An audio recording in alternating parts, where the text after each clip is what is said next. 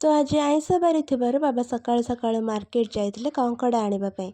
किंतु दुर्भाग्यवशतः कंकड़ा सरी जाइथिला बोली से चिंगुड़ी नेकी आसिथिले। सेटाको धुआ धुई केळा केळी करी आमे गलु रोषेई करबा पई। किंतु ठीक रोषेई स्टार्ट हेछि कि नहीं लाइट पळेला। तो अंधारे आमको रोषेई करबाको पड़िला। आमे टॉर्च लगे रोषेई करूथिलु। तो टिके इग्नोर करेंगे अंधार टिके टिके देखा जाउथिबो। मु कहि दउछि आपनको आमे केमिति रोषेई करथिलु। फर्स्ट चिंगुड़ी को लुण हळदी दे भाजी देथिलु। तापरे पकागला पियाज। पियाज को आमे ब्राउन हला जाए भाजीबा, गोल्डन ब्राउन हला जाए भाजिला पर सेतिरे आमे दबा लंका गुंड को भले भाबे मिक्स करनबा।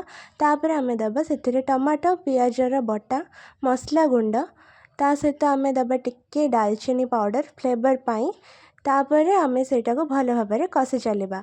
कषिबा जेते कि बड़ अच्छी सब से कषारे उतारी दबा। तापरे दबा आमे कंचा आलू। तापरे चिंगुड़ी को भले भाबे ढाली दबा। तापरे भले भाबे कषिबा। तापरे स्वाद अनुसार लुण देई पानी देई आमे ताकू घोड़े दबा। एठी मम्मी देखंतु पानी दे देछे। बहुत सुंदर भाबरे आम तरकारीटा फुटी गला। घोड़ा हला पर रेडी हे गला हमर लाल टहटहा चिंगुड़ी झोଳ।